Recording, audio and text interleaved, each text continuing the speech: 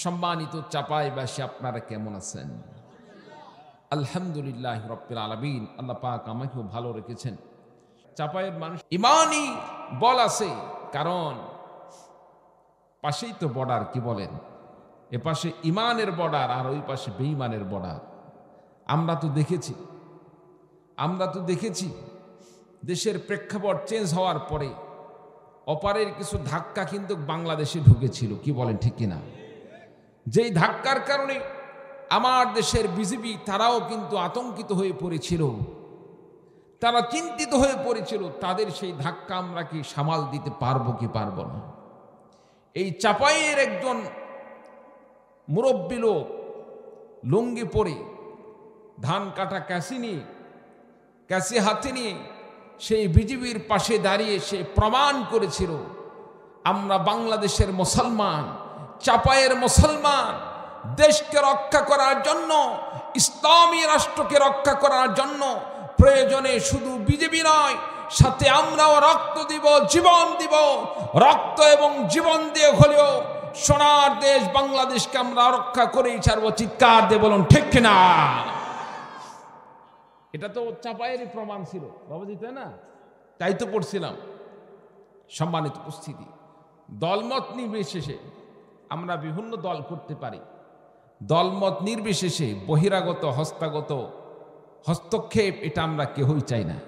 এখানে অনেক দলের লোক আছে, বিএনপির লোক আছে, জামাত ইসলামের লোক আছে, আওয়ামী লীগের লোক আছে, সব দলের লোক আছে। সম্মানিত উপস্থিতি, আমরা রাষ্ট্রের স্বার্থে, ইসলামের স্বার্থে আমরা সকলে ঐক্যবদ্ধ হয়ে রাষ্ট্রকে নিয়ে যারাই ষড়যন্ত্র করবে সকলকে আমরা ঐক্যবদ্ধ হয়ে রাষ্ট্রের বিরুদ্ধে মোকাবেলাকে আমরা সব সময় প্রতিহত করব ইনশাআল্লাহ। রাজি আছেন তো ইনশাআল্লাহ? রাজি আছেন তো ইনশাআল্লাহ? বাংলাদেশের জন্য যদি রক্ত দিতে হয়, জীবন দিতে হয়, ইসলামী হুকুমত প্রতিষ্ঠা করার জন্য যদি রক্ত দিতে হয়, জীবন দিতে হয়, কোন ভাই দিতে রাজি আছেন? একটু দুহাত তুলে আল্লাহকে দেখিয়ে দিই।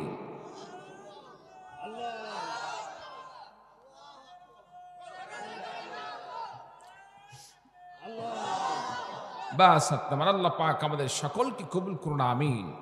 সম্মানিত উপস্থিতি, আপনাদের কাছে যে আলোচনাটা আজকে আমি উপহার দিতে চাই, আলোচনা করার ইচ্ছা পোষণ করছি, আপনি আমি মুমিন, আপনি আমি মুসলমান, আপনার আমার সম্পর্ক রাখতে হবে মুমিনের সাথে, মুসলমানের সাথে। কাফের মুশরিকদের সাথে আপনার আমার কোনো বন্ধুত্বতা হতে পারে না। চিৎকার দিয়ে বলুন ঠিক কিনা? কাফের মুশরিক তারা প্রকাশ্য ইসলামের শত্রু, তারা মুসলমানদের শত্রু, ইমানের শত্রু। কাফের মুশরিক কোনোদিন মুসলমানদের সাথে বন্ধুত্বতা করে মন থেকে নয়, উপরে উপরে তারা বন্ধুত্বতা বুঝায়। সুযোগ পাইলেই তারা ঘাড়ে কামড় দিয়ে বসবে। চিল্লা বলুন ঠিক কিনা? সম্মানিত উপস্থিতি, এই যে আমরা বিশ্ব পরাশক্তি, যে সমস্ত কুফফার শক্তি আছে, এই সমস্ত শক্তিগুলো যদি আমরা দেখি, তারা শুধুমাত্র তাদের স্বার্থের জন্য মুসলমানদের সাথে অনেক সময় উপরে উপরে লেভেলটা ঠিক রেখে তারা বন্ধুত্বতা দেখায়। এই তো গত কিছু সময় আমরা খেয়াল করে দেখলাম, মুসলমানদের সাথে অনেক বন্ধুত্বতা দেখায়। সৌদির সাথে আমেরিকার কঠিন বন্ধুত্বতা, দুবাইয়ের সাথে কঠিন বন্ধুত্বতা, তারপরে কাতারের সাথে কঠিন বন্ধুত্বতা। তারা এমনভাবে বন্ধুত্বতা যে বুঝাইল, মনে হয় একজন মুসলমান হয়ে সৌদির সাথে শত্রুতা দেখাতে পারে, সৌদির সাথে বিদ্বেষ দেখাতে পারে। মনে হয় ওই খ্রিস্টান আর ইহুদি তারা মনে হয় মুসলমানদের সাথে, সৌদির সাথে, দুবাইয়ের সাথে, কাতারের সাথে কোনো শত্রুতা নেই। সম্মানিত উপস্থিতি, এটা শুধুমাত্র তাদের আইওয়াস। কিছুদিন পূর্বে আমরা দেখলাম কাতারে হামলা করা হলো। দেখছেন না? কাতারে হামলা করা হলো। কাতারে আপনার সেই ইসরায়েল থেকে হামলা করা হলো। কাতারে হামলা করার পরে আমেরিকার মুখ বন্ধ হয়ে গেল, কোনো কথা বলে না। সৌদি, দুবাই, যাদের সাথে এই ইহুদিদের এত সম্পর্ক, এই খ্রিস্টানদের এত সম্পর্ক, সম্মানিত উপস্থিতি, তারা যদি প্রকৃতপক্ষে এই আরব রাষ্ট্রগুলোর সাথে মন থেকে বন্ধুত্বতা করত, তাহলে কখনোই তারা কাতারে হামলা করত না। এমনকি এই ইহুদি জাতি হামলা করার পরেও অন্তত পক্ষে আমেরিকা এর প্রতিবাদ করত। চিল্লা বলুন ঠিক কিনা? সম্মানিত উপস্থিতি, তার হামলা করেছে ঠিক, যে টার্গেট নিয়ে সেই টার্গেটটা পূরণ হয় নাই। টার্গেট নিয়ে হামলা করেছিল একটি মিটিংকে কেন্দ্র করে, সেখানে কয়েকটি মোবাইল ছিল। হামাসের যেই সমস্ত সিনিয়র নেতাগুলো সেখানে মিটিং করত, তাদের মোবাইল আছে, কিন্তু সেই সমস্ত মানুষ সেখানে ছিল না। আর এই অভিশপ্ত ইহুদি জাতি তারা মোবাইলের নেটওয়ার্ককে তারা ট্যাগ করে সেখানে বোমা হামলা করলো। তারা মনে করলো এবার সুযোগ পেয়েছি, একবার হামলা করে বসি, যদি হামলাটা কার্যকর হয় হামাসের প্রধান প্রধান নেতাগুলো শেষ হয়ে যাবে। হামলা করলো, কিন্তু টার্গেট পূরণ হলো না। সম্মানিত উপস্থিতি, শেষ পর্যন্ত দেখা গেল আমেরিকা সৌদির সাথে, দুবাইয়ের সাথে, কাতারের সাথে এমনভাবে বুঝাইতে লাগলো যে তারা হামলা করে ভুল করেছে, আর কোনোদিন হামলা হবে না। এরপরে যদি কোনো হামলা হয় আমি আমেরিকা দেখে নেব, আমি এর জন্য দায়ী থাকলাম। সম্মানিত উপস্থিতি, এই যে আশ্বাসটা দিল, এই আশ্বাসটা কিন্তু অন্তরের আশ্বাস নয়।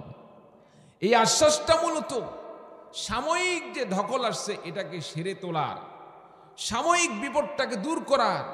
তাকে যে বোকা বানিয়ে আমি তার উপর যে আক্রমণটা করলাম, তাকে যে বোকা ভেবে যে কাজটা করছিলাম, সাকসেসফুল হতে পারলাম না, সুতরাং এই তাদের এই বোকামি ভাবটাকে জিয়ে রাখার জন্য সামনে যাতে করে আরও তারা এই বোকার স্বর্গে বাস করে এইরকম আক্রমণের শিকার হয়, এই জিনিসকে নিশ্চিত করার জন্যই তাদের সামনে এইরকম একটি ঘোড়াবুঝ দিয়ে কিন্তু এটাকে ধামাচাপা দিয়েছে। চিল্লা বলুন ঠিক কিনা? সম্মানিত উপস্থিতি, তাহলে ইহুদি খ্রিস্টান কাফের মুশরিক তারা মুসলমানদের কোনোদিন কি হতে পারে না? বন্ধু হতে পারে না। রাসূলুল্লাহ সাল্লাল্লাহু আলাইহি ওয়াসাল্লাম, বিশ্বনবী সাল্লাল্লাহু আলাইহি সাল্লাম দ্বীনের দাওয়াত দিচ্ছিলেন, কাফের মুশরিকদের কাছে দাওয়াত দান করছিলেন। বিরক্ত হচ্ছেন? মক্কার মানুষরা যখন সফরে যাইত, তাদের একটি রীতিনীতি ছিল, ব্যবসার জন্য যখন এক দেশ থেকে আরেক দেশে যায়, এক এলাকা থেকে আরেক এলাকায় যায় দীর্ঘদিনের জন্য, তখন তার মেহমানদারি করাতেন। সমাজের যেই সমস্ত নামি দামি ব্যক্তি আছে তাদেরকে আপ্যায়ন করাতেন। মক্কার একজন কাফের ছিল উকবা ইবনে আবি মুঈত। উকবা ইবনে আবি মুঈত সিদ্ধান্ত নিলেন সফরে যাওয়ার আগে কিছু গণ্যমান্য ব্যক্তিদেরকে তিনি মেহমানদারি করাবেন। বিভিন্ন লিডারকে তিনি দাওয়াত করলেন, সাথে সাথে আমার নবী বিশ্ব নবীকেও তিনি দাওয়াত করলেন। যদিও তাদের ধর্মের সাথে আমার নবীর ধর্মের মিল নেই, কিন্তু তিনি লক্ষ্য করলেন যদিও ধর্ম আলাদা, কিন্তু তার বংশ তো কোরাইশ ছাড়া অন্য কিছু নয়। আর সারা পৃথিবীতে কোরাইশ বংশের চাইতে নামি দামি বংশ অন্য কোনো বংশ নেই। চিল্লা বলুন সুবহানাল্লাহ। কোরাইশ বংশের লোক হওয়ার কারণে, বিশ্বনবীর সম্মান বেশি হওয়ার কারণে নবীজিকে দাওয়াত করলেন। বিশ্বনবী বললেন, আমি দাওয়াত কবুল করতে পারি, শর্ত হলো আমার একটি কথা রাখতে হবে, ইসলাম গ্রহণ করতে হবে, ঈমান আনতে হবে।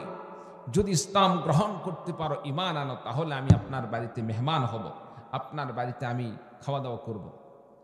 সম্মানিত উপস্থিতি, কাফের উকবা ইবনে আবি মুঈত সে এক পর্যায়ে সিদ্ধান্ত নিলেন দাওয়াত গ্রহণ করবেন। এক পর্যায়ে তিনি সিদ্ধান্ত গ্রহণ করলেন ইসলাম গ্রহণ করবেন, তারপরেও যেন নবী তার বাড়িতে মেহমান হয়। সম্মানিত উপস্থিতি, মূলত এই ঈমান গ্রহণ করার সিদ্ধান্তটা হয়তোবা এমন ছিল যে উপরে উপরে নবীকে বুঝ দেওয়া যে আমি ইসলাম গ্রহণ করতেছি, পরবর্তীতে আমি কুফরি করব, পরবর্তীতে আমি আমার স্বধর্মে থেকে যাব, এইরকম হয়তো হয়ে থাকতে পারে। সম্মানিত উপস্থিতি, সে প্রস্তাব মেনে নিল। রাসূলুল্লাহ সাল্লাল্লাহু আলাইহি ওয়াসাল্লামও তার দাওয়াত গ্রহণ করলেন। দাওয়াত গ্রহণ করে যখন নির্ধারিত দিনে উকবা ইবনে আবি মুঈতের বাড়িতে বিশ্বনবীজি দাওয়াত নিয়ে গেলেন, সেখানে আবু জেহেল, তারপর আবুল হাব, উতবা সাইবা ইত্যাদি বিভিন্ন নেতাগুলো উপস্থিত, বিশেষ করে উবাই ইবনে খালফ সেখানে উপস্থিত। যে উবাই ইবনে খালফ উকবা ইবনে আবি মুঈতের বন্ধু ছিল। যেই উকবা ইবনে আবি মুঈত বিশ্বনবীকে দাওয়াত করছেন, সেই উকবা ইবনে আবি মুঈত তার সাথে আবার ওইদিকে উবাই ইবনে খালফের সম্পর্ক। যেই উবাই ইবনে খালফ বিশ্বনবীকে সবসময় দ্বীনের দাওয়াত থেকে বিরত রাখার চেষ্টা করত, সর্বময় চেষ্টা চালিয়ে যেত কিভাবে ইসলামকে আটকানো যায়। সম্মানিত উপস্থিতি, বিশ্বনবী দাওয়াত নিয়ে গেলেন, উপস্থিত হয়ে গেলেন খাবারের সময়। এমন সময় রাসূলুল্লাহ সাল্লাল্লাহু আলাইহি সাল্লাম যখন উপস্থিত হলেন, উকবা ইবনে আবি মুঈতকে উবাই ইবনে খালফ বললেন, আমরা শুনেছি তুমি নাকি বিশ্বনবী মুহাম্মদের প্রতি ঈমান এনেছ, ধর্ম গ্রহণ করেছ। আমরা সিদ্ধান্ত নিলাম তুমি যদি তার ধর্ম না ছেড়ে দাও, তোমাকে আমরা বয়কট করলাম। বলুন নাউযু বিল্লাহ। আমার বন্ধুগণ, বিশ্বনবী সাল্লাল্লাহু আলাইহি ওয়াসাল্লাম উকবা ইবনে আবি মুঈতের বাড়িতে গেলেন। বাড়িতে যাওয়ার পরে সেখানে মেহমান হয়ে যখন খাবার খাবেন, উপস্থিত হয়ে গেলেন উকবা ইবনে আবি মুঈত বিশ্বনবীর কাছে যে ওয়াদা করেছিলেন, ওয়াদা অনুযায়ী ইসলাম গ্রহণ করেছিলেন, ঈমান এনেছিলেন, প্রকাশ্যে ঈমান আনলেন, কালিমা পড়লেন, আর মুমিন হয়ে গেলেন। লা ইলাহা ইল্লাল্লাহু মুহাম্মাদুর রাসূলুল্লাহ সাল্লাল্লাহু আলাইহি ওয়াসাল্লাম। আমার ভাইরা, আমার বন্ধুগণ, উকবা ইবনে আবি মুঈত ঈমান আনয়ন করলেন। এই ঈমান আনয়নের কথা যখন উবাই ইবনে খালফের কানে গেল, উবাই ইবনে খালফ উকবা ইবনে আবি মুঈতকে বললেন, শুনলাম তুমি নাকি বিশ্বনবীর প্রতি ঈমান এনেছ, মুহাম্মাদের প্রতি ঈমান এনেছ, তাওহীদের ধর্ম গ্রহণ করেছ, এক আল্লাহর প্রতি ঈমান এনেছ। আমরা বন্ধু বান্ধব, আমরা সিদ্ধান্ত নিয়েছি তুমি যতক্ষণ পর্যন্ত তিনটি কাজ না করবে ততক্ষণ পর্যন্ত তোমার সাথে আমাদের কোনো সম্পর্ক নেই। আমরা সকলেই মিলে তোমাকে বয়কট করলাম, তোমার সাথে কোনো সম্পর্ক নেই। এক নাম্বার কাজ হলো বিশ্বনবীকে গালি দিতে হবে। 2 নাম্বার নবীর চেহারায় থুতু নিক্ষেপ করতে হবে। 3 নাম্বার নবীকে ঘাড় ধাক্কা দিয়ে এখান থেকে বাহির করে দিতে হবে। এই কাজটা তুমি যদি করতে পারো, এই তিনটি কাজ যদি করতে পারো, তাহলে বুঝতে পারবো তুমি আমাদের বন্ধু আছো। এই কাজটা করলে তোমাকে আমাদের দলে আবার অন্তর্ভুক্ত করে নেব। আর যদি না করো, তাহলে তোমাকে আমরা দল থেকে বহিষ্কার করেছি, আর কোনোদিন দলে ফিরাবো না। আমার ভাইরা, আমার বন্ধুগণ, বিশ্বনবী সাল্লাল্লাহু আলাইহি সাল্লাম উপস্থিত হয়ে গিয়েছেন। আমার ভাইরা, আমার বন্ধুগণ, উকবা ইবনে আবি মুঈত এক পর্যায়ে তিনি চিন্তার মধ্যে পড়ে গেলেন, কি করা যায়। আমার ভাইরা, আমার বন্ধুগণ, উবাই ইবনে খালফ তাদের সাথে দীর্ঘ সময়ের বন্ধুত্বতার কারণে, উবাই ইবনে খালফের পিছনে তার বিভিন্ন সময় পার হওয়ার কারণে, বন্ধুত্বতা বেশি হওয়ার কারণে, ওই সমস্ত বন্ধু বান্ধবদের চাপে পড়ে এক সময় তিনি সিদ্ধান্ত নিলেন যে ঈমান এনেছেন, ঈমান আর রাখলেন না, ঈমান ছেড়ে তিনি বেঈমানে পরিণত হয়ে গেলেন। বলুন নাউযু বিল্লাহ। বন্ধুদের আবেদন রাখলেন, বন্ধুদের কথা মেনে নিলেন, সিদ্ধান্ত নিলেন নবীর মুখে থুতু নিক্ষেপ করবেন, নবীর চেহারায় থুতু নিক্ষেপ করবেন। আমার ভাইরা, আমার বন্ধুগণ, নবীকে ঘাড় ধাক্কা দিয়ে বাহির করে দিবেন। আমার বন্ধুগণ, বিশ্ব নবী সাল্লাল্লাহু আলাইহি সাল্লামকে গালমন্দ করবেন। আমার ভাইরা, আমার বন্ধুগণ, তারা তাদের কথা অনুযায়ী উকবা ইবনে আবু মুঈত রাসূলুল্লাহ সাল্লাল্লাহু আলাইহি সাল্লামের চেহারার দিকে থুতু নিক্ষেপ করলেন, নবীকে গালমন্দ করা শুরু করে দিলেন। আমার বন্ধুগণ, বিশ্ব নবীর চেহারায় যে থুতু নিক্ষেপ করলেন, নবীর চেহারায় যখন থুতু নিক্ষেপ করলেন, নবীর চেহারায় থুতু নিক্ষেপ করার সঙ্গে সঙ্গে ওই থুতুটা নবীর চেহারায় লাগলো না। এক পর্যায়ে দেখা গেল আল্লাহ রাব্বুল আলামিন উকবা ইবনে আবি মুঈতের সেই নিক্ষিপ্ত থুতুটাকে নবীর চেহারায় না লাগিয়ে ওই থুতুটাকে আল্লাহ রাব্বুল আলামিন উকবা ইবনে আবু মুঈতের চেহারার দিকে ফিরিয়ে দিলেন। ওই থুতুটা উকবা ইবনে আবু মুঈতের চেহারায় লাগলো। উকবা ইবনে আবু মুঈতের চেহারার যেই জায়গায় থুতুটা লেগেছিল, আল্লাহ রাব্বুল আলামিন এই থুতুর মাধ্যমে তার শরীরে এমন একটি রোগ দান করলেন। আমার ভাইরা, আমার বন্ধুগণ, যেমন আমাদের অনেকের শরীরে ঘা হয়, পাসরা হয়, এক পর্যায়ে দেখা গেল উকবা ইবনে আবু মুঈতের শরীরে ঘা পাসরা শুরু হয়ে গেল। এক পর্যায়ে পচন ধরে গেল, পচতে পচতে পুরা শরীর শেষ হয়ে গেল। আমার বন্ধুগণ, এক পর্যায়ে উকবা ইবনে আবু মুঈত ওই ঘা থেকে এমন একটি সময় আসলো তার মৃত্যু পর্যন্ত হয়ে গেল। বলুন নাউযু বিল্লাহ। গায়ে থুথু নিক্ষেপ করার দুঃসাহস করেছিল। যেই নবীর গায়ে মশামাছি পড়া হারাম, নবীর গায়ে সে থুথু নিক্ষেপ করার সিদ্ধান্ত নিয়েছিল। প্রিয় ভাই সব, এক সময় সে কিন্তু এই সমস্ত খারাপ বন্ধু বাদ দিয়ে সঠিক বন্ধুকেই গ্রহণ করেছিল, সঠিক বন্ধুকেই গ্রহণ করেছিল। আবারও সেই খারাপ বন্ধুদের প্ররোচনায় পড়ে সঠিক বন্ধুকে হারিয়ে ফেলে দিল। কি বলেন, ঠিক কিনা? আমার ভাইরা, আমার বন্ধুগণ, বিশ্ব নবী মনে করেছিলেন উকবা ইবনে আবি মুঈত আসলে সে ইসলাম ধর্ম গ্রহণ করবে, ইসলাম ধর্ম গ্রহণ করেছেন। আমার ভাইরা, আমার বন্ধুগণ, এখান থেকে আপনার আমার শিক্ষা হলো, মুমিন বান্দা কোনোদিন কাফের মুশরিকদেরকে বন্ধু বানাইতে পারে না। মুমিন বান্দার বন্ধু একমাত্র মুমিন হতে পারে, মুসলমান হতে পারে। আল্লাহ রাব্বুল আলামিন সূরা আল ইমরানের সূরা আল ইমরানের মধ্যে আল্লাহ পাক ঘোষণা দিয়ে বলেন, লা ইয়াত্তাখিদিল মুমিনুনাল কাফিরিনা আউলিয়া মিন দুনিল মুমিনিন। আল্লাহ রাব্বুল আলামিন বলেন, লা ইয়াত্তাখিদিল মুমিনুনাল কাফিরিনা আউলিয়া মিন দুনিল মুমিনিন। মুমিন বান্দা কোনোদিন কাফের মুশরিকদেরকে অভিভাবক হিসাবে গ্রহণ করতে পারে না। আউলিয়া মিন দুনিল মুমিনিন, মুমিন বান্দা একমাত্র বন্ধু হিসাবে গ্রহণ করতে পারে, অভিভাবক হিসাবে গ্রহণ করতে পারে মুমিন বান্দাদেরকে। মুমিন বান্দা ছাড়া কোনো মুমিন বান্দা যদি বেঈমান কাফের মুশরিকদেরকে বন্ধু হিসাবে গ্রহণ করে, আমার ভাইরা, আমার বন্ধুগণ, এখান থেকে স্পষ্ট হয়ে যায় মুমিন বান্দার বন্ধু যদি বেঈমান কাফের মুশরিক হয়, ওই বেঈমান কাফের মুশরিক মুমিন বান্দাকে বেঈমান কাফের মুশরিকে পরিণত করবে। চিল্লা বলুন, ঠিক কিনা? আপনি বাঘের বাচ্চা, সিংহের বাচ্চা, আপনার ওঠা বসা যদি ছাগলের সাথে হয়, আপনার ওঠা বসা যদি ভেড়ার পালের সাথে হয়, এক সময় দেখা যাবে আপনার দেহ বড় হবে, ছাগলের চাইতে দেহ অনেক বড় হবে, ভেড়ার চাইতে আপনার দেহ অনেক বড় হবে, কিন্তু ভেড়া আর ছাগলের চাইতে কলিজাটা আপনার বড় হবে না। কেন?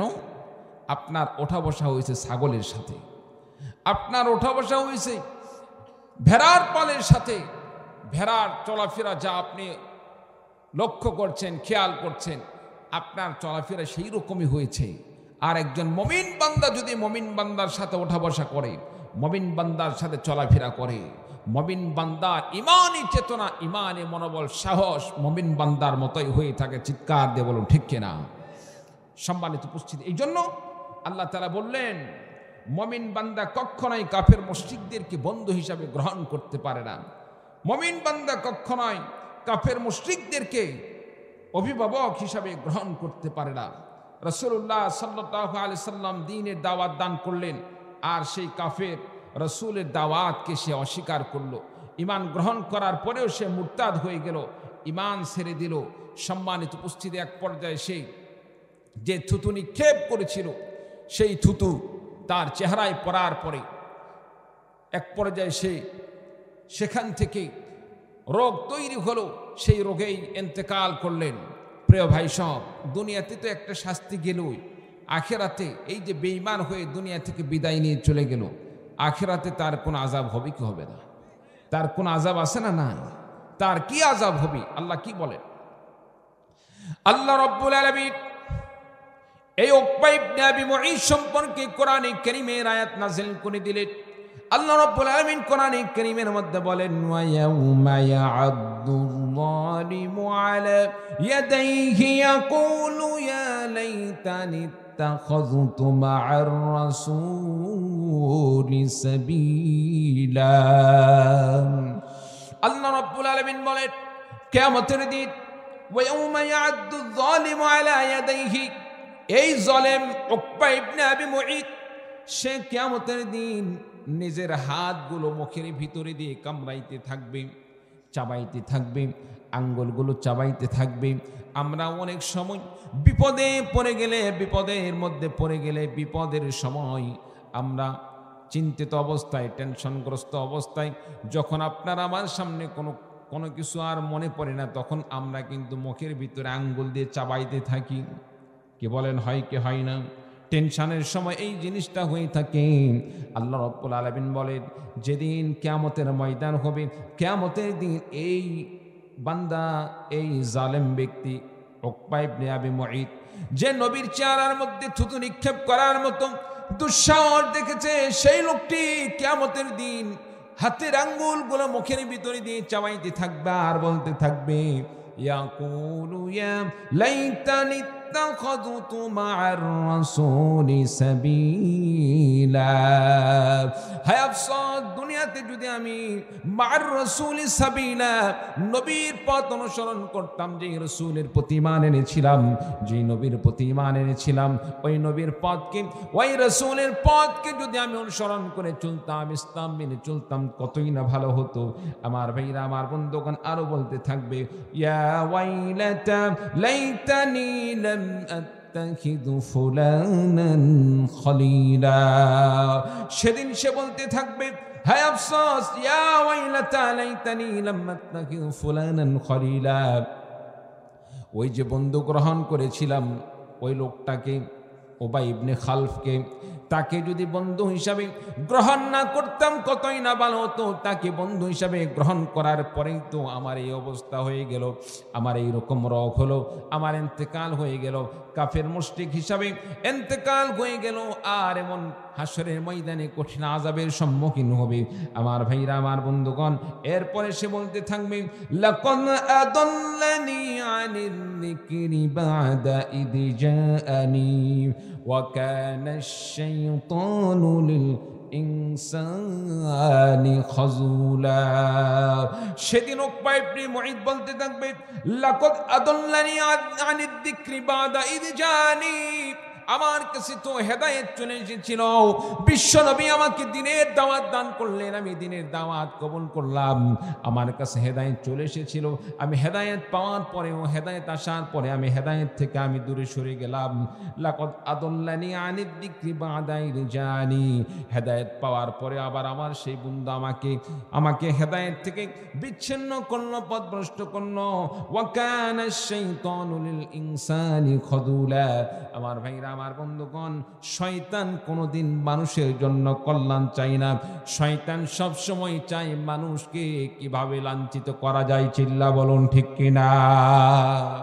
সম্মানিত উপস্থিতি, সে লোকটি এভাবে কিয়ামতের দিন মুখে হাত দিয়ে চাবাইতে থাকবে, কিয়ামত সংগঠিত হয়ে যাওয়া পর্যন্ত, জাহান্নামে যাওয়ার আগ পর্যন্ত এভাবে চাবাইতেই থাকবে। বিচার আচার হয়ে যাবে, তারপরে আল্লাহ তাআলা কাফের হিসাবে তার যে শাস্তির ব্যবস্থা, জাহান্নামের আযাব, আল্লাহ তাআলা তার জন্য সে আযাবের ব্যবস্থা করবেন। বলুন নাউযু বিল্লাহি মিন যালিক। সম্মানিত উপস্থিতি, তাহলে এখান থেকে আপনি আমি কি সিদ্ধান্ত নিতে পারি? আপনি আমি ভালো বন্ধু গ্রহণ করব নাকি কাফের মুশরিক, নামাজি বন্ধু নাকি বেঈমানি? সম্মানিত উপস্থিতি, আমাদের সমাজে ভালো মানুষও আছে, খারাপ মানুষও আছে। কি বলেন, আছে না নাই? ভালো মানুষদেরকে যদি আপনি আমি বন্ধু হিসাবে গ্রহণ করতে পারি, ভালো মানুষের সাথে সম্পর্ক থাকার কারণে ভালো মানুষের উসিলায় আল্লাহ জান্নাত দিতে পারেন। সুবহানাল্লাহ। কি বলেন, দিতে পারেন কি পারেন না? দুনিয়াতে সাধারণত আমরা যখন ধান বিক্রয় করি, দানাওয়ালা যে ধান আছে, একটি বস্তাতে এই দানাওয়ালা ধানের সাথে অনেক চিটা পর্যন্ত ধান হিসাবে বিক্রয় হয়ে যায়। কি বলেন, ঠিক কিনা? আমার ভাইরা, আমার বন্ধুগণ, দুনিয়াতে স্বাভাবিকভাবে ভালো জিনিসের সাথে কোনো জিনিস যদি মিলে থাকে সেই জিনিসটা ভালো হিসাবে বিক্রয় হয়ে যায়। ঠিক তেমনিভাবে আপনি আমি মানুষ হিসাবে খারাপ হতে পারে, কিন্তু ভালো মানুষের যদি সহবতে থাকে, ভালো মানুষের সাথে যদি সম্পর্ক থাকে, ভালো মানুষের সাথে সম্পর্ক থাকলে ভালো মানুষ হিসাবে আল্লাহ তাআলা আপনাকে আমাকে মাফ করে দিতে পারেন। বিশ্বনবী সাল্লাল্লাহু আলাইহি ওয়াসাল্লাম হাদিস শরীফের মধ্যে ঘোষণা দিয়ে বলেন, মান তাশাব্বাহা বিকওমিন ফাহুয়া মিনহুম। যে ব্যক্তি যে জাতির সাথে সাদৃশ্য রাখবে, যে ব্যক্তি যে জাতির সাথে সাদৃশ্য রাখবে, তার হাসর নাসর হবে সে জাতির সাথে। আপনি আমি মুসলমান হয়ে যদি, আপনি আমি ইমানদার হয়ে যদি, আপনি আমি কাফের মুশরিকদের রীতিনীতি অনুসরণ করি, আপনি আমি কাফের মুশরিকদের গান বাজনাকে অনুসরণ করি, কাফের মুশরিকদের বিভিন্ন জিনিসকে যদি আপনি আমি অনুসরণ করি, আপনার আবার হাসর নাসর হবে কাফের মুশরিকদের সাথে। আর আপনি আমি যদি মমিন হয়ে বিশ্বনবীর সুন্নাহকে অনুসরণ করি, আপনি আমি যদি আলেমদের সাথে থাকি, আপনি আমি নেককার বান্দাদেরকে অনুসরণ করি, বিশ্বনবী সাল্লাল্লাহু আলাইহি ওয়াসাল্লাম বলেন, আল মারউ মা মান হাব্বা। যে ব্যক্তি যাকে ভালোবাসবে তার সাথে তার হাসর নাসর হবে।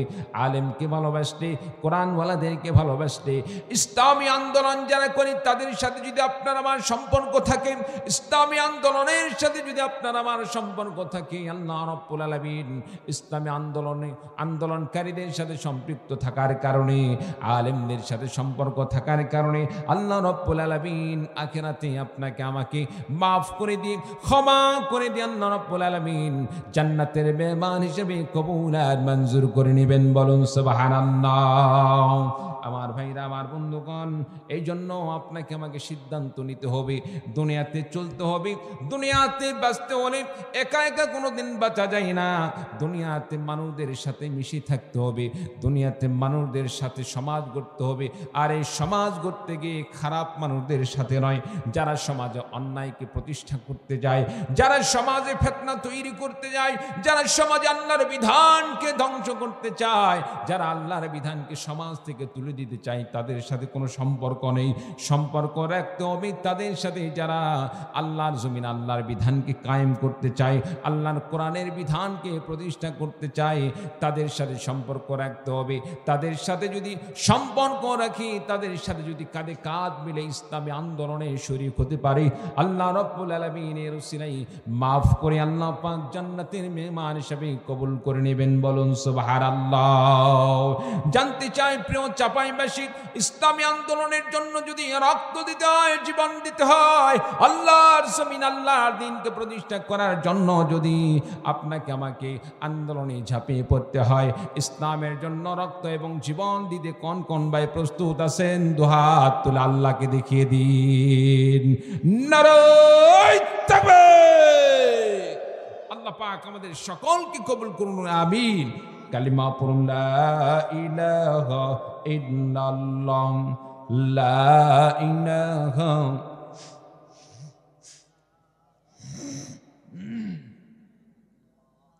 লা ইলাহা ইল্লাল্লাহ, লা ইলাহা লা ইলাহা ইল্লাল্লাহ, লা ইলাহা লা ইলাহা ইল্লাল্লাহু মুহাম্মাদুর রাসূলুল্লাহ। সকলে পড়ি সাল্লাল্লাহু আলাইহি ওয়াসাল্লাম। প্রিয় ভাই সব, শেষ করে দিব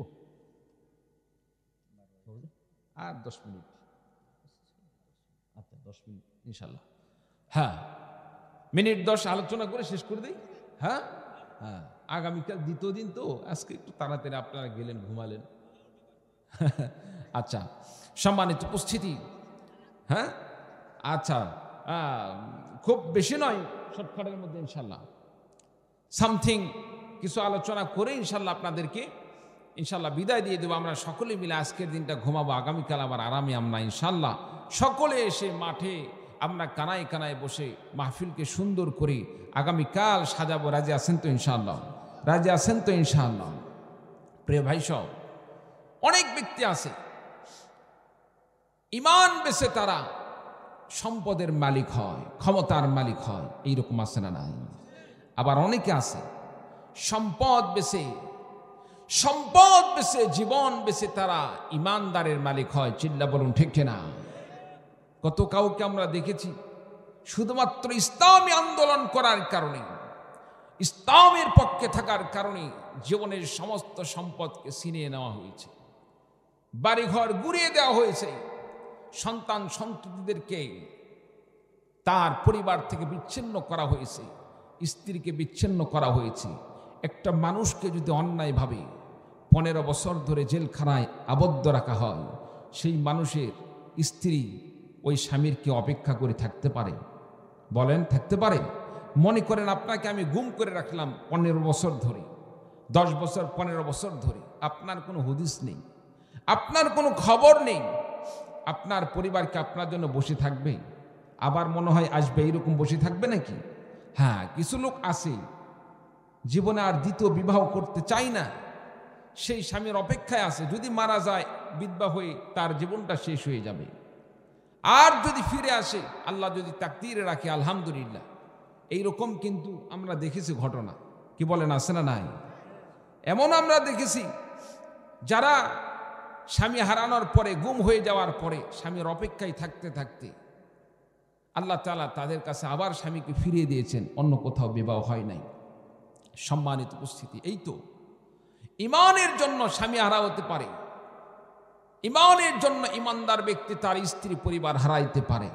এইরকম ব্যক্তিও আছে।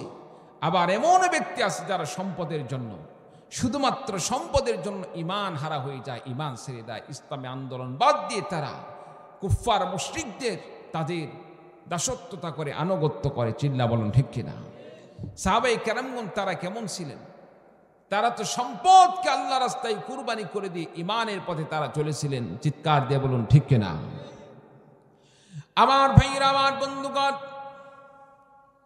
একজন সাহাবী হযরতে আব্দুল্লাহ রাদিয়াল্লাহু তাআলা আনহুর জীবনে আপনাদের সামনে সংক্ষেপে আলোচনা করে আজকের মনে আমি শেষ করে দিব। আমার ভাইরা, আমার বন্ধুগণ, সাহাবীর নাম মূলত ছিল আব্দুল উজ্জা। বলুন তো নাম কি? ইসলাম গ্রহণ করার পূর্বে আব্দুল উজ্জা নাম ছিল। মা বোনদের প্রতি আমি দৃষ্টি আকর্ষণ করছি, কথাগুলো একটু ভালো করে মন দিয়ে শোনার চেষ্টা করবেন। মা বোনদেরকেও জানা দরকার, কারণ আপনি যদিও যুদ্ধের ময়দানে সেনাপতির দায়িত্ব গ্রহণ করতে পারবেন না, আল্লাহ তাআলা সেই দায়িত্ব দান করেন নাই, তবে আপনাকে মনে রাখতে হবে আপনি একজন ইসলামী আন্দোলনের যে সিপাহসালার হবে, যে সেনাপতি হবে, এই সেনাপতির একজন মা হিসাবে আপনাকে ভূমিকা পালন করতে হবে।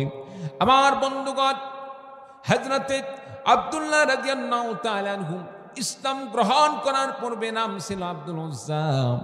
আব্দুল উজ্জা যখন ইসলাম গ্রহণ করলেন, ইসলাম গ্রহণ করার পর আব্দুল উজ্জা যেহেতু ছোট্ট কালেই বাবাকে হারিয়েছিলেন, আব্দুল উজ্জা ইসলাম গ্রহণ করার পর তার চাচা এবার আব্দুল উজ্জাকে বললেন, আব্দুল উজ্জার এই ভাতিজারে, তুমি নাকি মুহাম্মদের ধর্ম গ্রহণ করেছ, ইসলাম ধর্ম গ্রহণ করেছ। যদি ইসলাম ধর্ম গ্রহণ করে থাকো, তোমার কাছে আমার যে আবেদন সেটা হলো, তোমার কাছে তুমি তো কোনো সম্পদের মালিক নয়, তোমার তো কিছুই নেই, আমার মাধ্যমে তুমি সম্পদের মালিক হয়েছ। আমি যে সম্পদ দান করেছি সেই সম্পদগুলোকে আমি নিব। আব্দুল উজ্জা বললেন, চাচা যান শোনেন, শুধুমাত্র আপনি শুনবেন কেন, আমি মুসলমান হয়েছি, আমি তো চাই আমি যেভাবে ইসলাম গ্রহণ করেছি, আমি যেভাবে মুমিন হয়েছি, আমি একাই শুধু মুমিন হব না, মুসলমান হব না, আপনিও আমার সাথে সাক্ষ্য দিয়ে ইসলাম গ্রহণ করবেন, মুমিন হয়ে যাবেন, আর আমার সাথে সাথে আপনি পড়ে নেবেন। আব্দুল উজ্জা কালিমায়ে শাহাদাত পড়লেন আর বললেন, আশহাদু আল্লা ইলাহা ইল্লাল্লাহু وأشهد أن محمدا عبده ورسوله। আব্দুল উজ্জা কালিমা পড়ার সঙ্গে সঙ্গে মা আব্দুল উজ্জার চাচা এবার আব্দুল উজ্জার প্রতি অনেক রাগান্বিত হলেন। আব্দুল উজ্জাকে বললেন, আব্দুল উজ্জারে শোনো, তুমি যে কালিমা পড়লে এর ফল কি হবে জানো? এর ফল হলো তোমার সমস্ত সম্পদ আমি এখন ছিনিয়ে নিব। আব্দুল উজ্জা বললেন, চাচা গো শোনেন, শুধু সম্পদ ছিনিয়ে নেওয়ার কথা বললে হবে না, আপনি আমার সম্পদ ছিনিয়ে নেবেন কেন? ঠিক আছে, আপনি আমাকে সম্পদ দিয়ে আমার উপকার করেছেন, আপনি আমার সম্পদ ছিনিয়ে নিতে হবে না। আমি ঈমান আনার কারণে যদি আপনি সম্পদ ছিনিয়ে নিতে চান, আপনাকে ছিনিয়ে নিতে হবে না। আমি স্বেচ্ছায় আপনার সমস্ত সম্পদ আপনার কাছে ফিরিয়ে দিতে চাই। চিৎকার দিয়ে বলুন সুবহানাল্লাহ। আব্দুল উজ্জা বললেন, সম্পদ আপনার কাছে আমি ফিরিয়ে দিব, আমার কাছে সম্পদ রাখবো না চাচা, আপনার সম্পদ আপনি নিয়ে নিন। এইবার চাচা আব্দুল উজ্জাকে থাপ্পড় মেরে জমিনে ফেলে দিলেন আর বললেন, শুধু সম্পদ নয়, এমনকি তোমার পরনে যে পোশাক আছে, যে শার্টটি পরে আছে, এটা তো তোমার টাকায় কেনা নয়, এই শার্টটাও তো আমার টাকায় কেনা, শার্টটাও আমাকে ফিরিয়ে দিতে হবে। আব্দুল উজ্জার সঙ্গে সঙ্গে শার্টটিও খুলে দিলেন। এবার চাচা বললেন, রে আব্দুল উজ্জা শোনো, তোমার গায়ে যে, তোমার শরীরে যে লুঙ্গিটা পরা আছে, এই লুঙ্গিটা তো তোমার কেনা নয়, তোমার টাকা দিয়ে ক্রয়কৃত নয়, এই লুঙ্গিটাও তো আমার টাকা দিয়ে ক্রয়কৃত, সুতরাং লুঙ্গিটাও খুলে দাও। আমার ভাইরা, আমার বন্ধুগণ, আব্দুল উজ্জা মনে মনে ভাবলেন, কোনোদিন কাফের যেন এই কথা বলতে না পারে, তার টাকা দিয়ে কেনা জিনিস আমি পরে ইসলাম গ্রহণ করার পরেও তার কাছ থেকে সেই সম্পদটা নিয়ে গিয়েছিলাম, কোন কাফের মুশরিক যেন এই কথা না বলতে পারে। এই জন্য আব্দুল উজ্জা লুঙ্গিটাও খুলে দিলেন। উলঙ্গ অবস্থায় এক দৌড় মেরে মায়ের কাছে গেলেন, দরজার সামনে গেলেন, দরজা নক করলেন, মাকে বললেন, মা দরজাটা খুলে দাও। মা দরজা খুলে দিলেন। সন্তানের ডাক শোনার সঙ্গে সঙ্গে দরজা খুলে দিলেন। দরজা খোলার পরে সন্তানের অবস্থা দেখে মা হতভম্ব হয়ে গেলেন। মা চক্ষু আড়াল করলেন, আমি কি দেখলাম, আমার যুবক সন্তানের এই অবস্থা কেন? সন্তানকে বললেন, বাবা তোমার এই অবস্থা কেন? সন্তান বললেন, মা গো, একটি কাপড় থাকলে কাপড় দাও, আমি শুধুমাত্র ঈমান আনার কারণে, ইসলাম গ্রহণ করার কারণে, বিশ্বনবীর প্রতি ঈমান আনার কারণে আমার চাচা আমার সম্পদ ছিনিয়ে নিয়েছে, আমার পোশাক আদি খুলিয়ে নিয়েছে, আমার পরনের লুঙ্গি পর্যন্ত খুলিয়ে নিয়েছে, আমার লুঙ্গি পর্যন্ত দেয় নাই। আমার ভাইরা, আমার বন্ধুগণ, হযরতে আব্দুল্লাহ রাদিয়াল্লাহু তাআলা আনহু মাকে বললেন, মা একটি কাপড়ের টুকরা দাও। মা কাপড়ের টুকরা নিয়ে আসলেন। সন্তান বললেন, মা শোনো, আমি এই কাপড়ের টুকরাকে দুই টুকরা করলাম, একটি আমি চাদর হিসাবে গ্রহণ করলাম, আর একটি লুঙ্গির মতো পরে নিলাম। দুইটি কাপড়কে পরিধান করে বললেন, মা গো, দুনিয়ার কোন মানুষের কাছে গিয়ে যদি আমার জায়গা না হয়, আমার বিশ্বাস আছে আমি যদি বিশ্ব নবীর দরবারে চলে যাই, বিশ্বনবী সাল্লাল্লাহু আলাইহি সাল্লাম আমাকে কোলে টেনে নেবেন, আমাকে নবীর দরবার থেকে মাহরুম করবেন না। বলুন সুবহানাল্লাহ। আব্দুল উজ্জা বিশ্বনবীর দরবারে চলে গেলেন, মদিনায় চলে গেলেন, বিশ্বনবীর দরবারে গেলেন, বাড়িতে নক করলেন, সালাম দিলেন। নবীজি দরজা খুললেন, খোলার পরে দেখলেন সাহাবী সকালবেলা পাতলা দুইটি কাপড় পরে, শীতের কনকনা এই অবস্থায় তিনি শীতের মধ্যে কাঁপতেছেন। নবীজি বললেন, সাহাবী তোমার এই অবস্থা কেন? যুবকরে তোমার এই অবস্থা কেন? যুবক বললেন, ইয়া রাসূলুল্লাহি, ইয়া হাবিবাল্লাহি, শুধুমাত্র ইসলাম গ্রহণ করার কারণে, ঈমান আনয়ন করার কারণে আমার সম্পদকে ছিনিয়ে নেওয়া হয়েছে, আমার পরনের পোশাকও খুলে নেওয়া হয়েছিল, আমার মায়ের কাছ থেকে একটি কাপড় নিয়ে দু টুকরা করে আমি সেই কাপড়কে একটি চাদর আর একটি লুঙ্গি হিসাবে পরিধান করে আপনার দরবারে এসেছি। নবীজি সাল্লাল্লাহু আলাইহি সাল্লাম ঘরের মধ্যে প্রবেশ করলেন। ঘরের মধ্যে প্রবেশ করার পরে বিশ্বনবী নিজের পরিহিত দুইটি জুব্বা এবার সাহাবীর সামনে পেশ করলেন। সাহাবী রে, এই পোশাকগুলো তুমি পরিধান করো, আর তুমি শীত থেকে নিজেকে কিছুটা সেভ করো। আমার বন্ধুগণ, বিশ্বনবী নবী বললেন, রে যুবক, তোমার নাম কি? নবীজি সাল্লাল্লাহু আলাইহি সাল্লাম বললেন, যুবক রে, তোমার নাম কি? যুবক বললেন, আমার নাম তো আব্দুল উজ্জা। বিশ্বনবী সাল্লাল্লাহু আলাইহি সাল্লাম বললেন, যুবক রে, শোনো, তুমি তো ঈমান এনেছো, ঈমানদার হয়েছো, কোন বান্দার নাম আব্দুল উজ্জা হতে পারে না, আব্দুল উজ্জা হতে পারে না। আব্দুল মানে গোলাম, উজ্জা হচ্ছে একটি দেবতা। কোন মানুষের নাম আব্দুল উজ্জা হতে পারে না। আজ থেকে আমি তোমার নাম রেখে দিলাম এমন একটি নাম। আল্লাহ পাকের কাছে দুইটি নাম হলো প্রিয় নাম। এক নাম্বার হচ্ছে আব্দুল্লাহ, দুই নাম্বার হচ্ছে আব্দুর রহমান। আজ থেকে তোমার নাম আমি আব্দুল্লাহ রেখে দিলাম। বলুন সুবহানাল্লাহ। বিশ্বনবী সাল্লাল্লাহু আলাইহি সাল্লাম তার নামটি চেঞ্জ করে রেখে দিলে আব্দুল উজ্জা থেকে সাহাবীর নাম হয়ে গেল আব্দুল্লাহ। সম্মানিত উপস্থিতি, নবীজি বললেন, সাহাবী, তুমি কি আমার কাছে আর কিছু চাও? আমার কাছে তোমার আর কোনো কিছু কি চাওয়া পাওয়া আছে, কোনো আশা আছে? সাহাবী বললেন, ইয়া রাসূলুল্লাহ, আমার জন্য আপনি দোয়া করবেন, আমার জন্য আপনি দোয়া করবেন, আমার কল্যাণের জন্য দোয়া করবেন।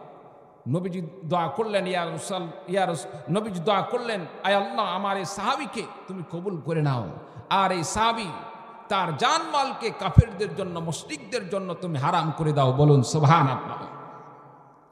সাহাবী বললেন, ইয়া রাসূলুল্লাহ, আপনি কি দোয়া করলেন? আমি যা চাইছিলাম আপনি তো তার বিপরীত করে ফেললেন। সাহাবী বললেন, ইয়া রাসূলুল্লাহ, ইয়া হাবিবাল্লাহ, কাফের মুশরিকদের জন্য যদি আমার জানমাল হারাম হয়ে যায়, তাহলে তো তারা আমাকে হত্যা করতে পারবে না, তাহলে তো তারা আমার সম্পদকে ছিনিয়ে নিতে পারবে না। আর আমি তো চাই আমাকে ইসলাম গ্রহণ করার কারণে, ঈমানের পক্ষে থাকার কারণে কাফের মুশরিকরা আমাকে হত্যা করবে, আমাকে হত্যা করার পর আমার শরীরগুলোকে টুকরো টুকরো করবে, গোশতগুলো টুকরো টুকরো করবে, জিহাদের ময়দানে আমি ঝাঁপিয়ে পড়ব, কাফের মুশরিকরা আমাকে হত্যা করবে। আর যখন দুনিয়া থেকে বিদায় নিয়ে চলে যাব, হাশরের ময়দানে আল্লাহ রাব্বুল আলামিনের দরবারের সামনে যখন আমি উপস্থিত হয়ে যাব, সেদিন আমার এই টুকরা টুকরাকৃত শরীর নিয়ে যখন উঠব, গোশতের টুকরা নিয়ে উঠব, আল্লাহ রাব্বুল আলামিন দেখবেন আমার এই বান্দা ইসলামের জন্য নিজেকে শহীদ করে দিয়েছে, নিজের জীবন কুরবানি করে দিয়েছে। শুধু তাই নয়, সে এমনভাবে শহীদ হয়ে গিয়েছে, তার শরীরটাকে টুকরো টুকরো করা হয়েছে, গোশতগুলো টুকরো টুকরো করা হয়েছে। আল্লাহ রাব্বুল আলামিন সেদিন আমার প্রতি সন্তুষ্ট হয়ে আল্লাহ রাব্বুল আলামিন শাহাদাত হিসাবে আমাকে কবুল করে নিয়ে, শহীদ হিসাবে কবুল করে নিয়ে আল্লাহ রাব্বুল আলামিন জান্নাতের ফয়সালা করে দিবেন, আর আমি জান্নাতে চলে যাব। বলুন সুবহানাল্লাহ। নবীজি বললেন, সাহাবীরা শোনো, তোমার নিয়ত যদি এইরকম হয়ে থাকে, ইসলামের জন্য যদি তোমার জীবনকে কুরবানি করার নিয়ত হয়ে থাকে, তবে মনে রাখো, তুমি যদি অসুস্থ অবস্থায় ঘরের বিছানায় সেই তো অবস্থাতেও তোমার যদি মৃত্যু হয়ে যায়, আর যদি নিয়ত থাকে আল্লাহ রাস্তায় জিহাদ করে নিজের জীবনকে কুরবানি করে দিবে, আল্লাহ রাব্বুল আলামিন ঘরের বিছানায় সেই তো অবস্থায় মৃত্যুবরণ করলেও তোমাকে শহীদের মর্যাদা আল্লাহ রাব্বুল আলামিন দান করবেন। বলুন সুবহানাল্লাহ। সম্মানিত উপস্থিতি, সাহাবীদের কেমন ঈমানী চেতনা ছিল, ইসলামের জন্য, ঈমানের জন্য তাদের চেতনা কেমন ছিল। প্রিয় ভাই সব, ভাই কোন সমস্যা হচ্ছে? আচ্ছা, সাহাবী এইরকম ভাবে রাসূলুল্লাহ সাল্লাল্লাহু আলাইহি সাল্লামের কাছে আরজ করলেন। এক পর্যায়ে বিশ্বনবী সাল্লাল্লাহু আলাইহি সাল্লাম এক যুদ্ধে অংশগ্রহণ করলেন, সাহাবীও যুদ্ধে গেলেন। যুদ্ধে যাওয়ার পরে যুদ্ধ শেষ হয়ে গেল, এই সাহাবী অসুস্থ অবস্থায় তাঁবুর ভিতরেই তিনি ইন্তেকাল করলেন। সম্মানিত উপস্থিতি, বিশ্বনবীর সামনে, বিশ্বনবীর কাছে যখন তার ইন্তেকালের খবর পৌঁছল, রাসূলুল্লাহ সাল্লাল্লাহু আলাইহি সাল্লাম অন্তর থেকে অনেক ব্যথিত হলেন। বিশ্বনবী নিজেই সিদ্ধান্ত নিলেন, এই সাহাবীকে অন্য কোনো সাহাবী দিয়ে জানাজা, অন্য কোনো সাহাবীর মাধ্যমে তার দাফনের ব্যবস্থা নয়। বিশ্বনবী বললেন, আমি নিজেই নিজ হাতে এই সাহাবীকে আমি কবরে দাফন করব। বলুন সুবহানাল্লাহ। আমার বন্ধুগণ, কবর খনন করা হলো, গোসলের ব্যবস্থা করা হলো, কাফনের ব্যবস্থা করা হলো, জানাজা হলো। বিশ্বনবী জানাজা দিয়ে দিলেন। আমার ভাইরা, আমার বন্ধুগণ, কবরে যখন শায়িত করা হবে এমন সময় বিশ্বনবী সাল্লাল্লাহু আলাইহি সাল্লাম নিজেই কবরে নামলেন। ডান পাশে হযরতে আবু বকর সিদ্দিক রাদিয়াল্লাহু তাআলা আনহুকে দাঁড় করে দিলেন, বাম পাশে হযরত ওমর রাদিয়াল্লাহু তাআলা আনহুকে দাঁড় করে দিলেন। নবীজি দাফন করার সময় আবু বকর রাদিয়াল্লাহু তাআলা আনহুকে বললেন মাথার দিকটা ধরার জন্য, হযরত ওমরকে বললেন পায়ের দিকটা ধরার জন্য। দুপাশ থেকে ধরা হলো। আর বিশ্বনবী সাল্লাল্লাহু আলাইহি সাল্লাম দুহাত দিয়ে সাহাবীকে এবার নিজ হাতে তিনি কবরে শায়িত করলেন।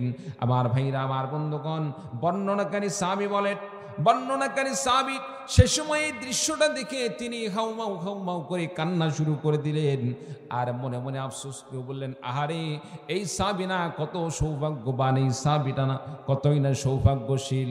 আজকে সেই সাহাবীর জায়গায় যদি আমার এই কবরটা হতো, আমি কতই না ভাগ্যবান হতে পারতাম, আমি কত বড় সৌভাগ্যশীল হতে পারতাম, যেই কবরে একজন মাইয়েতকে শায়িত করার জন্য আল্লাহ রাব্বুল আলামিনের কাছে তিনজন প্রিয় ব্যক্তি তারা কবরে নেমে গেছে। এক নম্বরে বিশ্বনবী নিজেই নেমে গিয়েছে। দুই নম্বর ইসলামের প্রথম খলিফা হযরত আবু বকর বিশ্বনবীর পাশাপাশি দাঁড়িয়ে গিয়েছে। তিন নম্বর ইসলামের দ্বিতীয় খলিফা হযরত ওমর রাদিয়াল্লাহু তাআলা আনহুর মতো লোক কবরে দাঁড়িয়ে গিয়েছে। আমার ভাইরা, আমার বন্ধুগণ, এরপরে বিশ্বনবী সাল্লাল্লাহু আলাইহি সাল্লাম তাকে কবরে শায়িত করলেন। কবরে শায়িত করার পরে আল্লাহ রাব্বুল আলামিনের কাছে দোয়া করলেন, আয় আল্লাহ রাব্বুল আলামিন, আমার সাহাবী তোমার এই বান্দা ইসলামের জন্য সব কিছু কুরবানি করে দিয়েছেন। আয় আল্লাহ রাব্বুল আলামিন, তোমার এই বান্দাকে আমি স্বয়ং নিজ হাতে কবরে শায়িত করে গেলাম। আয় আল্লাহ রাব্বুল আলামিন, তোমার কাছে একটি ফরিয়াদ, আমার এই সাহাবীকে আল্লাহ রাব্বুল আলামিন তোমার নিজ হাতে, তোমার নিজ কুদরতি হাতে তাকে মাফ করে দে। আয় আল্লাহ রাব্বুল আলামিন তাকে জান্নাতের মেহমান বানিয়ে নিও। বলুন সুবহানাল্লাহ। সম্মানিত উপস্থিতি, সাহাবায়ে কেরামদের ঈমানি চেতনা এমনই ছিল, আপনাকে আমাকে যদি ইসলামের জন্য বাড়ি ছাড়তে হয়, ঘর ছাড়তে হয়, সংসার ছাড়তে হয়, ছেলে মেয়ে ছাড়তে হয়, ছাড়তে রাজি আছি তো ইনশাআল্লাহ? রাজি আছি তো ইনশাআল্লাহ? আল্লাহ তাআলা আমাদের সকলকে তৌফিক দান করুন। সকল বলে আমিন। ওয়া আখিরু দাওয়ানা আনিল হামদুলিল্লাহি রাব্বিল আলামিন। اللهم انت السلام ومنك السلام تباركت يا ذا الجلال والإكرام. ربنا ظلمنا أنفسنا وإن لم تغفر لنا وترحمنا لنكونن من الخاسرين. ربنا آتنا في الدنيا حسنة وفي الآخرة حسنة وقنا عذاب النار.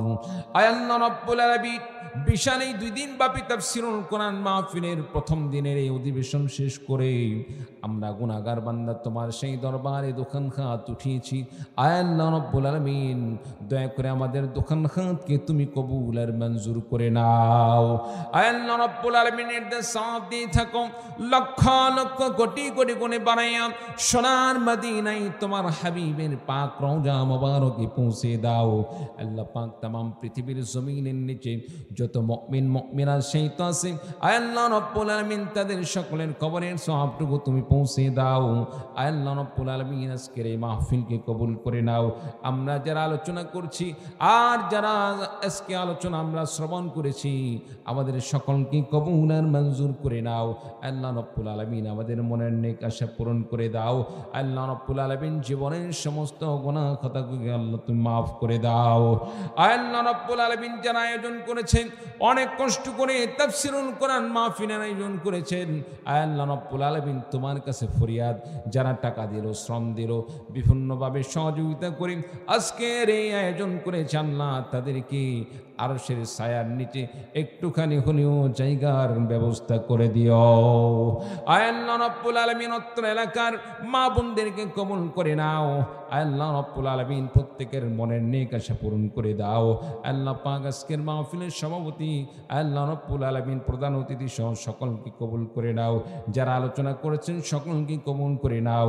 আল্লাহ রাব্বুল আলামিন এই মাহফিলকে কিয়ামত পর্যন্ত কবুল করে নাও। আগামীকাল এই মাহফিলকে আল্লাহ রাব্বুল আলামিন আর জমজমা টাকানি কবুল আর মঞ্জুর করে নাও। আল্লাহ রাব্বুল আলামিন যে আলোচনা করছে আমাদের সকলকে বুঝে আমল করে চলার তৌফিক দিয়ে দাও। মাবুদ গো আমাদের সকলকে আল্লাহ রাব্বুল আলামিন ঈমানের পথে কবুল করে নাও, ইসলামের খাদেম হিসাবে কবুল করে নাও। আল্লাহ রাব্বুল আলামিন বাংলাদেশে ইসলামী হুকুমাতকে তুমি কবুল আর মঞ্জুর করে নাও। মাবুদ যা চাইলাম আর যা চাইতে পারলাম না, আমাদের জন্য যা কল্যাণকর সব কিছুর ফয়সালা করে দাও। আমাদের জন্য যা ক্ষতিকারক আল্লাহ রাব্বুল আলামিন সব কিছুকে তুমি দূর করে দাও। সুবহানা রাব্বিকা রাব্বিল ইজ্জাতি আম্মা ইয়াসিফুন ওয়া সালামুন আলাল মুরসালিন ওয়ালহামদুলিল্লাহি রাব্বিল আলামিন। আসসালামু আলাইকুম ওয়া রাহমাতুল্লাহ।